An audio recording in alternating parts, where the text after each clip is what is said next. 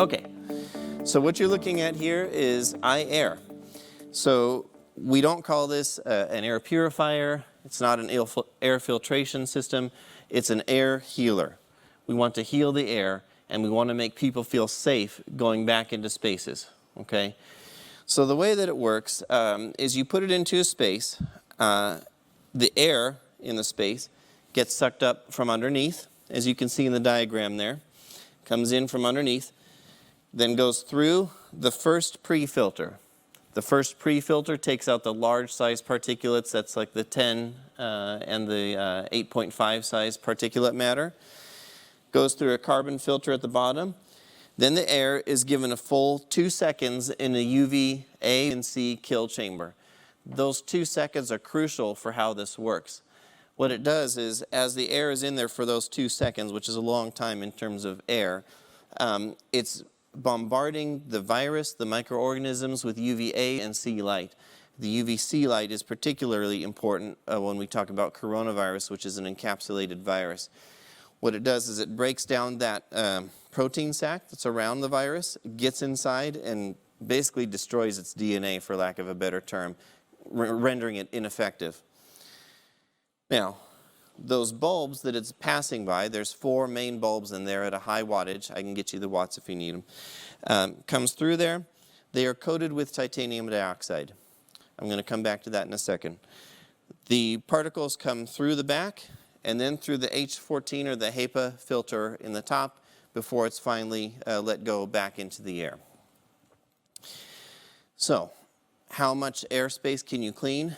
About 550 to 600 cubic meters per hour of full clean air.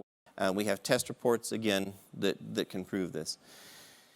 That's on the high speed. If you put it at the standard speed, maybe high speed might be a little bit too loud for some people. The standard speed is a very good normal type of noise level. You can get about 400 cubic meters done in an hour. Now, how do you maintain the machine? The maintenance is very, very low on the machine. We say basically you only need to change the pre-filter once every 6 months, the other filter, the H14 filter, once every year.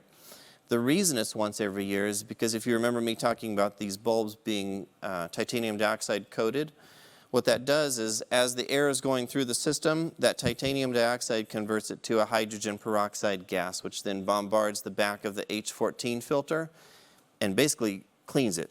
So we call it a self-cleaning filter.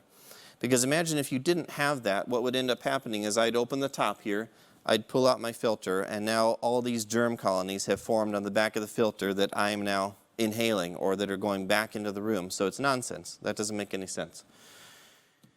Now I can have, I've actually done the bacterial testing on this to actually see it. I've let the machine run for a month and then actually done bacterial growth tests on the back of it and get no bacteria on the back of the filter. So it truly does work. I can attest to that myself. So you have a self-cleaning filter. The bulbs would need to be changed about every 2 years. Are there any questions about it? Yeah, just to check, Ryan, so you say the HEPA filter is every year? Yes. Okay.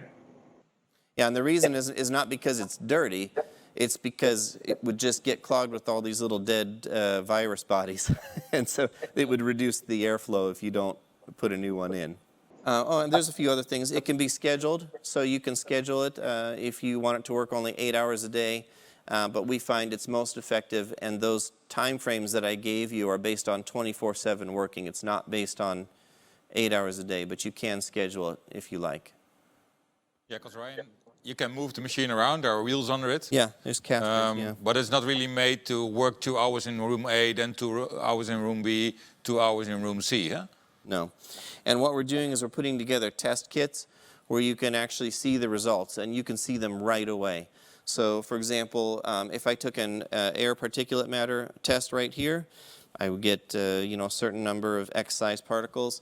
If I turn it on and I'm within a half meter to a meter, you immediately start to see the particles just drop, drop, drop, drop. So we're putting together some kits that we can prove the clean.